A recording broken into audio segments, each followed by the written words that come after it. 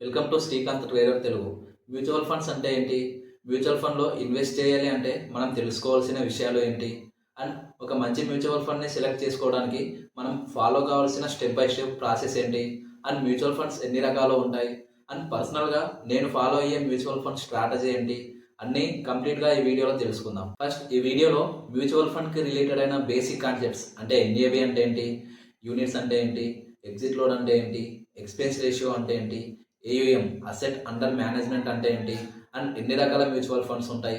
And మనం ఎన్ని mutual ఫండ్స్లో ఇన్వెస్ట్ చేయొచ్చు?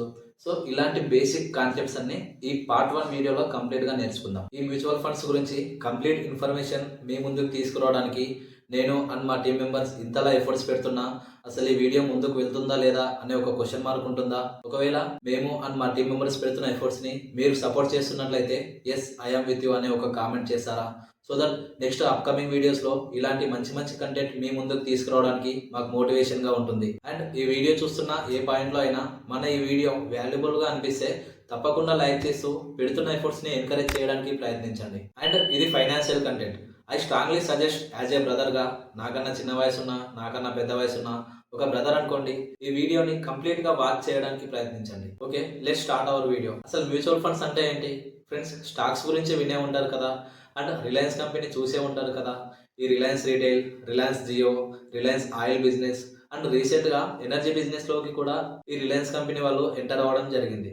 ఈ బిజినెస్ మొత్తాన్ని కలిపి ఒకే ఒక స్టాక్ ఉంటుంది, అది రిలయన్స్ ఇండస్ట్రీస్. అది స్టాక్ మార్కెట్ లో ఉంటుంది. అండ్ ఈ రిలయన్స్ కంపెనీ మీద అండ్ రిలయన్స్ కి ఓనర్ అయిన అంబానీ అండ్ వీళ్ళ మేనేజ్మెంట్ మీద మీకు నమ్మకం ఉంటే దెన్ మీరు ఈ స్టాక్స్ లో ఇన్వెస్ట్మెంట్ చేసుకోవచ్చు. ఇలా ఇన్ఫోసిస్, టీసీఎస్, విప్రో, టాటా మోటార్స్ ఇలా డిఫరెన్స్ టైప్స్ ఆఫ్ కంపెనీస్ మీకు స్టాక్ మార్కెట్ లో కనిపిస్తూనే ఉంటాయి. ఒకవేళ మీకు టెక్నికల్ అనాలిసిస్ మీద, ఫండమెంటల్ అనాలిసిస్ మీద నాలెడ్జ్ ఉండి అండ్ ఏ స్టాక్ ఎప్పుడు కొనాలి, ఏ స్టాక్ ఎప్పుడు అమ్మాలి అనే విషయాలు అర్థం చేసుకొని మీరు ప్లే చేయగలరు అనుకుంటే దెన్ మీరు ఈ స్టాక్స్లో ఇన్వెస్ట్మెంట్ చేసుకోవచ్చు. అండ్ ఏ టైంలో ఎక్కువ రిటర్న్స్ వస్తాయి, ఏ టైంలో తక్కువ రిటర్న్స్ వస్తాయి, అంటే ఏ స్టాక్స్ని ఏ టైంలో కొనాలి, ఇలాంటి విషయాల మీద మీకు నాలెడ్జ్ ఉంటే ఈ స్టాక్స్లో మీరు ఇన్వెస్ట్మెంట్ చేసుకోవచ్చు. లేదు నాకు ఈ స్టాక్ మార్కెట్లో టెక్నికల్ అనాలిసిస్ మీద నాలెడ్జ్ లేదు, ఫండమెంటల్ అనాలిసిస్ మీద నాలెడ్జ్ లేదు, అండ్ ఏ స్టాక్ ఎప్పుడు కొనాలి, ఎప్పుడు అమ్మాలి అనే విషయాలు ఐడియా లేవు, నేను ఒక ఎక్స్పర్ట్ సహాయంతో ఇన్వెస్ట్మెంట్ చేయాలి అనుకుంటున్నాను, ఫైనాన్షియల్ ఫీల్డ్లో ఎక్స్పీరియన్స్ ఉన్న ఒక పర్సన్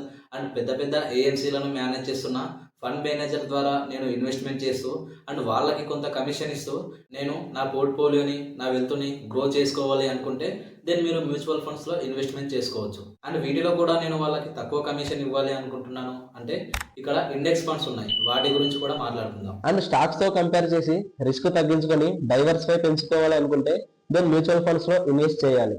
ఫర్ ఎగ్జాంపుల్, మీ దగ్గర 2000 ఉంటే మీరు రిలయన్స్ కి సంబంధించిన ఒక స్టాక్ మాత్రమే కొనగలరు, ఎందుకంటే రిలయన్స్ షేర్ వాల్యూ 2000 ప్లస్ ఉంది కాబట్టి.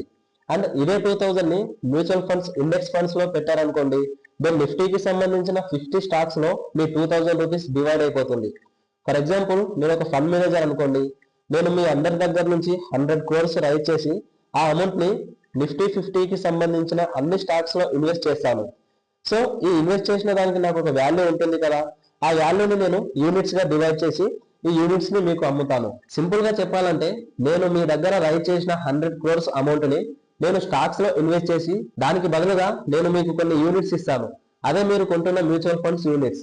సో నా దగ్గర మీరు ఇన్వెస్ట్ చేస్తున్నారు అంటే దాని అర్థం నా ద్వారా మీరు స్టాక్స్ లో ఇన్వెస్ట్ చేస్తున్నట్టు. ఒక మ్యూచువల్ ఫండ్ లో ఒక పర్సన్ ఇన్వెస్ట్ చేస్తున్నాడు అంటే ఇండైరెక్ట్ గా ఒక అసెట్ అండర్ మేనేజ్మెంట్ కంపెనీలో ఇన్వెస్ట్ చేస్తున్నట్టు. Like SBI, axis, Tata Motors వాళ్ళకి డబ్బులు ఇస్తూ వాళ్ళకి ఇండైరెక్ట్ గా చెప్తున్నారు మీరు, నేను మీ మ్యూచువల్ ఫండ్ ద్వారా నిఫ్టీ 50లో ఇన్వెస్ట్ చేస్తున్నాను, దానికి బదులుగా మీరు నాకు కొన్ని యూనిట్స్ ఇవ్వండి అని మీరు వాళ్ళకి అడుగుతున్నట్టు. ఇలా మ్యూచువల్ ఫండ్స్ లో ఇన్వెస్ట్ చేయడం ద్వారా మీకు అడ్వాంటేజ్ ఏంటి అంటే మీరు ఇన్వెస్ట్ చేసిన అమౌంట్ ఒక స్టాక్ లోనే కాకుండా ఆ కంపెనీకి సంబంధించిన అన్ని స్టాక్స్ లో మీ డబ్బు డైవర్సిఫై అవుతుంది. అండ్ మీరు కొన్న వాల్యూ పడుతున్నా పెరుగుతున్నా అండ్ వెలాటిలిటీ ఉన్నా మీరు దాన్ని చూస్తూ ఎఫెక్ట్ అవ్వరు. స్టాక్ మార్కెట్ పడుతున్నా పెరుగుతున్నా డిసిప్లిన్ గా మీరు ఇన్వెస్ట్మెంట్ చేయడానికి mutual fund one of the best route. And ఈ మ్యూచువల్ ఫండ్స్ లో ఉంటున్న ఇంపార్టెంట్ బేసిక్స్ ని తెలుసుకుందామా? ఇది ప్రాక్టికల్ గా తెలుసుకుందాం. ఇక్కడ మీరు చూస్తున్నది UTI Nifty 50 index fund. And guys, ఈ వీడియోలో నేను ఏ స్టాక్స్ పేర్లు చెప్తున్నా, ఏ మ్యూచువల్ ఫండ్స్ పేర్లు చెప్తున్నా, ఇవన్నీ జస్ట్ ఎగ్జాంపుల్ పర్పస్ కోసం మాత్రమే చెప్తున్నా. ఇవి నేను కొంటున్నవి కాదు, మీకు రికమెండ్ కూడా చేయట్లేను, జస్ట్ ఎగ్జాంపుల్ పర్పస్ లాగా మాత్రమే చూడండి. సో ఇక్కడ UTI Nifty 50 index fund open చేశాక ఫస్ట్ కనిపించేది ఎన్ఏవి. అసలు ఈ ఎన్ఏవి అంటే ఏంటి? ఇక్కడ ఆల్మోస్ట్ 173 రూపీస్ ఉంది. ఈ ఎన్ఏవి అంటే ఏంటి? సింపుల్ గా చెప్పాలంటే అన్ని కంపెనీస్ లో తమ స్టాక్స్ కి ప్రైస్ ఉంటుంది కదా, అలాగే రిలయన్స్ కి సంబంధించి ఒక ప్రైస్ ఉంటుంది, ఇన్ఫోసిస్ కి ఒక ప్రైస్ ఉంటుంది. ఇలా మ్యూచువల్ ఫండ్స్ మనకి ఒక ప్రైస్ తో ట్రేడ్ అవుతుంటాయి. దీన్నే మనం ఎన్ఏవి అంటాం. దీనికి ఒక ఫార్ములా కూడా ఉంది. Net asset value equals to fund assets minus fund liabilities by total number of out standing shares. First నాకు అర్థం కాలేదు ఈ ఫార్ములా చూసినప్పుడు, ఏంటి అసెట్స్ లయబిలిటీస్ ఏంటి ఇవన్నీ అనుకున్నా. సో ఇది మీకు అర్థం కావడానికి ఒక జనరల్ ఎగ్జాంపుల్స్ తో ఎక్స్ప్లెయిన్ చేస్తా. ఇక్కడ రామ్, రాజ్ ఇంకా కొంతమంది కలిసి 100 crores ని ఎస్బీఐ మ్యూచువల్ ఫండ్ వాళ్ళకి ఇచ్చారు. ఈ ఎస్బీఐ మ్యూచువల్ ఫండ్ వాళ్ళు ఈ 100 crores ని ఎస్బీఐ వాళ్ళకి సంబంధించిన నిఫ్టీ 50 స్టాక్స్ లో ఇన్వెస్ట్ చేశారు. ఇప్పుడు 100 crores ఇన్వెస్ట్ చేసినందుకు వాళ్ళకి డైరెక్ట్ స్టాక్స్ ఇవ్వలేరు కదా. సో వాళ్ళు చేసిన ఎంటైర్ ఇన్వెస్ట్మెంట్ ని 100 crores లోని చిన్న చిన్న పార్ట్స్ గా డివైడ్ చేశారు. ఫర్ ఎగ్జాంపుల్ ఎస్బీఐ వాళ్ళు ఈ 100 crores ని 10 crores లాగా డివైడ్ చేశారు అనుకుందాం. దెన్ ఒక్కొక్క పీస్ వాల్యూ ఎంత? 100 crores by 10 crores equals 10 rupees.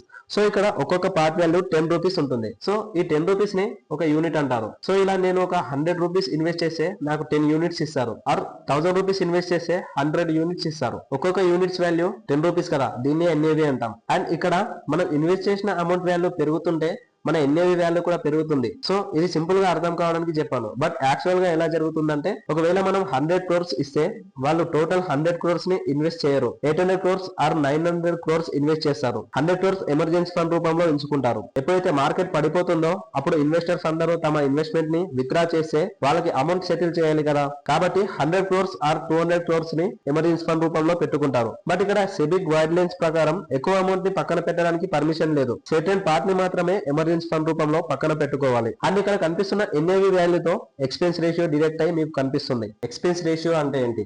Expense ratio అంటే మనం మ్యూచువల్ ఫండ్ లో పెట్టిన డబ్బుని మేనేజ్ చేయడానికి ఏఎంసీ అసెట్ మేనేజ్మెంట్ కంపెనీ వాళ్ళు చార్జ్ చేస్తున్న management fee.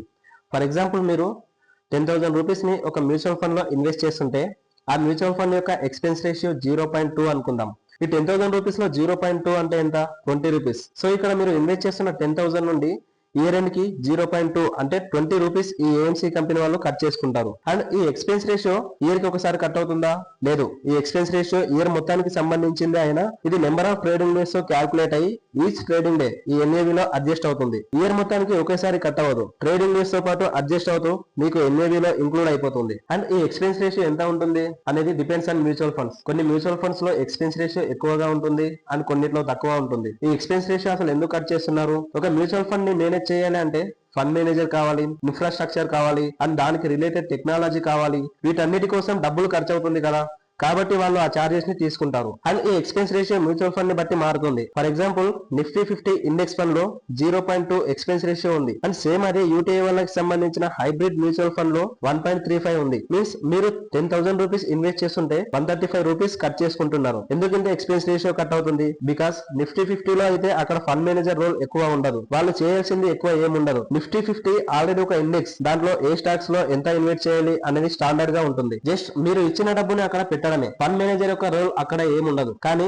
Flexi cap, multi cap, hybrid mutual funds ఇలాంటి వాటిలో ఏం జరుగుతుందంటే ఫండ్ మేనేజర్ రీసెర్చ్ చేసి ఏది మంచి స్టాక్, ఏది ఎక్కువ రిటర్న్స్ ఇస్తుంది అని ఫండ్ మేనేజర్ అండ్ వాళ్ళ టీం రీసెర్చ్ చేసి ఇన్వెస్ట్ చేస్తారు. కాబట్టి ఎక్స్పెన్స్ రేషియో ఎక్కువగా ఉంటుంది. అండ్ ఎక్స్పెన్స్ రేషియో ఎక్కువగా ఉంటే ఆ మ్యూచువల్ ఫండ్ ని వదిలేయాలా? లేదు. ఎక్స్పెన్స్ రేషియో ఎక్కువ ఉన్నా సరే రిటర్న్స్ ఎక్కువ ఇస్తున్నాయంటే ఇక్కడ ఇన్వెస్ట్ చేయవచ్చు. ఎందుకంటే ఎక్స్పెన్స్ రేషియో తక్కువ ఉన్నా రిటర్న్స్ కూడా తక్కువ ఉన్నాయంటే ఎక్స్పెన్స్ రేషియో ఎక్కువ ఉండి ఎక్కువ రిటర్న్స్ ఇస్తుంటే ఆబ్వియస్లీ ఎక్కువ ఎక్స్పెన్స్ రేషియో ఉన్న మ్యూచువల్ ఫండ్ లో ఇన్వెస్ట్ చేయవచ్చు. సో ఓన్లీ ఎక్స్పెన్స్ రేషియో ఒకటే మన పారామీటర్ కాదు, along with returns and compare చేసుకోవాలి. ఎగ్జిట్ లోడ్ మ్యూచువల్ ఫండ్ లో మనం పెట్టిన డబ్బుని వాళ్ళు మెన్షన్ చేసిన టైం కంటే ముందే విత్డ్రా చేస్తే మనకి పడే పెనాల్టీ అన్నమాట. దీన్ని ఎగ్జిట్ లోడ్ అంటాం. ఫర్ ఎగ్జాంపుల్ ఒక మ్యూచువల్ ఫండ్ వాళ్ళు ఎగ్జిట్ లోడ్ 1 year కి పెట్టారనుకోండి. దెన్ మీరు ఇన్వెస్ట్ చేసిన డబ్బుని 1 year కంటే ముందే విత్డ్రా చేస్తున్నారు అంటే మీకు ఎగ్జిట్ లోడ్ పడుతుంది. కానీ 1 year తర్వాత విత్డ్రా చేస్తే ఎటువంటి చార్జెస్ తీసుకోరు. అండ్ ఇంకో పాయింట్ లో కొన్ని కంపెనీస్ 1 year కన్నా ముందు విత్డ్రా చేసినా కూడా, మీన్స్ మీరు ఎంతైతే ఇన్వెస్ట్ చేశారో దానిలో 10% కంటే తక్కువ అమౌంట్ విత్డ్రా చేసినా కూడా మీకు ఎగ్జిట్ లోడ్ పడదు. ఒకవేళ మీరు 1% కన్నా ఎక్కువ అమౌంట్ విత్డ్రా చేస్తే అప్పుడు మీకు ఎగ్జిట్ లోడ్ పడుతుంది. అండ్ ఇక్కడ ఎగ్జిట్ లోడ్ ఎందుకు వేస్తున్నారు? ఎగ్జిట్ లోన్ లేకుంటే మనం ఇన్వెస్ట్మెంట్ చేసిన అమౌంట్ ని విత్డ్రా చేసుకుంటాం. సో ఇలా విత్డ్రా చేయకుండా మనకి ఒక డిసిప్లిన్ గా ఇన్వెస్ట్మెంట్ చేయాలని వాళ్ళు ఎగ్జిట్ లోడ్ అయితే పెడుతున్నారు. ఇది ఒక రిస్ట్రిక్షన్ అన్నమాట. ఇన్వెస్ట్ చేసి వెంటనే తీసేయొద్దు, ఒకవేళ తీస్తే మీకు పెనాల్టీ పడుతుంది అని మనల్ని ఎక్కువ టైం ఇన్వెస్ట్మెంట్ చేయడానికి, మన డిసిప్లిన్ మిస్ కాకుండా ఉండేందుకు వీళ్ళు చేస్తున్న ప్రయత్నం. అండ్ ఇప్పుడు లంసమ్ అండ్ ఎస్ఐపి గురించి మాట్లాడుకుందాం. ఫస్ట్ లంసమ్ అంటే ఒకేసారి పెద్ద మొత్తంలో అమౌంట్ ని మ్యూచువల్ ఫండ్స్ లో పెట్టడం. ఫర్ ఎగ్జాంపుల్ నీ దగ్గర 1 lakh అమౌంట్ ఉన్నాయనుకోండి, దాన్ని మ్యూచువల్ ఫండ్ లో ఒకేసారి మొత్తం డబ్బుని ఇన్వెస్ట్ చేయడాన్ని లంసమ్ అంటాం. సో ఈ లంసమ్ వల్ల అడ్వాంటేజ్ ఏంటి అంటే స్టాక్ ప్రైస్ పడినప్పుడు ఒకేసారి లంసమ్ చేయడం వల్ల మీకు ఎక్కువ యూనిట్స్ అలోకేట్ అవుతాయి. అండ్ దీనివల్ల డిసడ్వాంటేజ్ కూడా ఉంది. మీరు లంసమ్ అమౌంట్ ని ఇన్వెస్ట్ చేశాక మార్కెట్ సడన్ గా డ్రాప్ అయితే రిస్క్ ఎక్కువగా ఉంటుంది. ఎస్ఐపి అంటే సిస్టమేటిక్ ఇన్వెస్ట్మెంట్ ప్లాన్. అంటే ప్రతి వారం ఆరు ప్రతి నెల ఒక పర్టికులర్ డేట్ రోజు ఫిక్స్డ్ అమౌంట్ ని ఇన్వెస్ట్ చేయడాన్ని ఎస్ఐపి అంటాం. ఈ ఎస్ఐపిని స్మాల్ అమౌంట్ తో కూడా స్టార్ట్ చేయవచ్చు. లాంగ్ టర్మ్ లో బిగ్ వెల్త్ ని క్రియేట్ చేసుకోవచ్చు. మార్కెట్ పడినా పెరిగినా మనం పట్టించుకోకుండా సిస్టమేటిక్ గా ఇన్వెస్ట్ చేస్తుంటాం. అండ్ ఇక్కడ మార్కెట్ పడినప్పుడు కూడా మనం ఇన్వెస్ట్ చేస్తాం కాబట్టి మనకి తక్కువ ప్రైస్ తో ఎక్కువ యూనిట్స్ అలోకేట్ అవుతాయి. సో మనకి యావరేజ్ కాస్ట్ పడుతుంది. అండ్ లాంగ్ టర్మ్ ఇన్వెస్ట్ చేస్తాం కాబట్టి కాంపౌండ్ ఇంట్రెస్ట్ వల్ల మనకి లాంగ్ టర్మ్ లో ఎక్కువ రిటర్న్స్ వస్తాయి. ఫర్ ఎగ్జాంపుల్ నువ్వు ఎవ్రీ మంత్ ఒక డేట్ రోజు అంటే ఎవ్రీ మంత్ సెకండ్ కి 5,000 అమౌంట్ ఎస్ఐపి చేస్తున్నావు అనుకుందాం. 10-20 years తర్వాత నువ్వు ఇన్వెస్ట్ చేసిన అమౌంట్ అండ్ కాంపౌండింగ్ ఇంట్రెస్ట్ వల్ల ఎక్కువ రిటర్న్స్ వస్తాయి. అంటే నువ్వు ఎవ్రీ మంత్ 5,000 ని 20 years పాటు ఇన్వెస్ట్ చేస్తే యావరేజ్ గా 12% రిటర్న్స్ వచ్చినా కూడా 20 years తర్వాత 50 lakhs వస్తాయి. ఇక్కడ నువ్వు ఇన్వెస్ట్ చేసేది 12 lakhs, మిగతా 38 lakhs కాంపౌండింగ్ ఇంట్రెస్ట్ వల్ల వస్తుంది. టోటల్ 50 lakhs అవుతుంది. అందుకే మ్యూచువల్ ఫండ్స్ లో లాంగ్ టర్మ్ ఇన్వెస్ట్ చేయాలి, మనకి ఎక్కువ రిటర్న్స్ వస్తాయి. సో గైస్, ఇప్పటివరకు మనం మ్యూచువల్ ఫండ్స్ యొక్క బేసిక్స్ తెలుసుకున్నాం కదా. ఎన్ఏవి అంటే ఏంటి, యూనిట్స్ అంటే ఏంటి, ఎక్స్పెన్స్ రేషియో, ఎగ్జిట్ లోడ్, ఇవన్నీ బేసిక్ కాన్సెప్ట్స్ అన్నమాట. సో ఇవన్నీ క్లియర్గా తెలుసుకున్నాం కదా. ఇది పార్ట్ 1 గైస్. అండ్ పార్ట్ 2లో మ్యూచువల్ ఫండ్స్ ఎన్ని రకాలుగా ఉంటాయి, అండ్ ఈక్విటీ అంటే ఏంటి, large cap, mid cap, small cap, and direct అంటే ఏంటి, రెగ్యులర్ అంటే ఏంటి, ఇవన్నీ పార్ట్ 2లో మాట్లాడుకుందాం. సో ఇది గైస్ ఇవాళ వీడియో. ఈ వీడియో మీకు నచ్చిందా? నచ్చితే తప్పకుండా లైక్ చేయండి అండ్ ఛానల్ని సబ్స్క్రైబ్ చేయండి. అండ్ ఈ వీడియో మన వాళ్ళకి యూజ్ అవుతుంది అనుకుంటే మన వాళ్ళకి తప్పకుండా ఈ వీడియోని షేర్ చేయండి. మరొక ఇంట్రెస్టింగ్ వీడియోతో మళ్ళీ మీ ముందుకు వస్తాను. అంతవరకు టేక్ కేర్. జై హింద్.